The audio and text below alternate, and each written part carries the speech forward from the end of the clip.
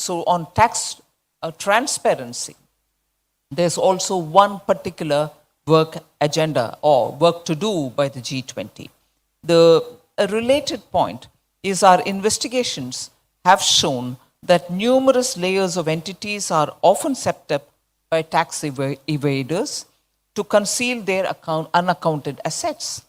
Though the automatic exchange of information framework provides for a financial account information to various jurisdictions, tax evaders, being smart, explore other avenues to shift their unaccounted wealth through investment in non-financial assets.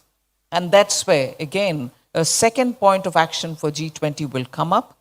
I call upon the G20 because while the development of crypto asset reporting framework is underway, I call upon the G20 to examine feasibility of automatic exchange of information in respect of other non-financial assets beyond those covered under the CRS, like immovable properties as well. Sitharaman ने Indonesia के बाली में tax and development पर G20 ministerial symposium में कहा कि वित्तीय खातों के बारे में ऑटोमेटिक एक्सचेंज में इंफॉर्मेशन फ्रेमवर्क से जानकारी मिलती है, लेकिन जांच से ये पता चला है कि टैक्स चोरी करने वाले अक्सर अपनी बेहिसाब संपत्ति छिपाने के लिए कई इकाइयां बनाते हैं। उन्होंने कहा कि टैक्स चोरी करने वाले स्मार्ट है और नॉन फाइनेंशियल एसेट्स में निवेश के जरिए अपने बेहिसाबी संपत्ति को ठिकाने लगाने के लिए रास्ते तलाशते रहते हैं। इसलिए अभी जब क्रिप्टो एसेट्स की रिपोर्ट को लेकर व्यवस्था बनाने की ओर काम चल रहा है, इसकी प्रक्रिया जारी है, तो G20 देशों से टैक्स चोरी रोकने के लिए क्रिप्टो जैसी नॉन फाइनेंशियल एसेट्स को भी automatic exchange of information framework के दायरे में लाने की जरूरत है। बता दें, वित्त मंत्री निर्मला सीतारमण मनी लॉन्ड्रिंग और टेरर फंडिंग से निपटने के लिए क्रिप्टो करेंसी के ग्लोबल रेगुलेशन के लिए लगातार पुरजोर वकालत करती रही हैं। उन्होंने कहा कि वित्तीय खातों के संदर्भ में सूचना के स्वतः आदान प्रदान से टैक्स ट्रांसपेरेंसी के क्षेत्र में सिग्निफिकेंट प्रोग्रेस हुआ है।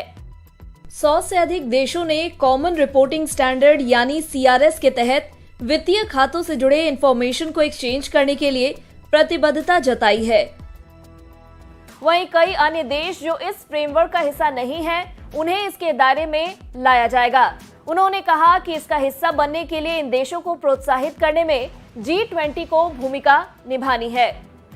गौरतलब है कि भारत में 1 अप्रैल से क्रिप्टो और NFT सहित डिजिटल वर्चुअल एसेट्स के ट्रांजैक्शन से होने वाली इनकम पर 30% टैक्स लग रहा है। वहीं 1 जुलाई से सभी क्रिप्टो ट्रांजैक्शन पर निवेशकों को 1% TDS के भुगतान का भी प्रावधान है। वहीं क्रिप्टो मार्केट में पिछले कुछ महीनों से कई कारणों से बिकवाली के बीच अमेरिका में इन्फ्लेशन 9.1% के रिकॉर्ड स्तर पर पहुंचने के बाद अब क्रिप्टो मार्केट के एक्सपर्ट्स क्रिप्टो करेंसीज में दोबारा भारी गिरावट आने की आशंका जता रहे हैं। ऐसे में अभी निवेशकों को नई खरीदारी के लिए इंतजार करने की सलाह दी जा रही है, जब तक इकोनॉमी के लिए कुछ अच्छे संकेत नहीं मिल जाते। अगर आपको हमारे इस वीडियो में दी गई जानकारी पसंद आई हो तो इसे लाइक और शेयर जरूर करें। साथ ही क्रिप्टो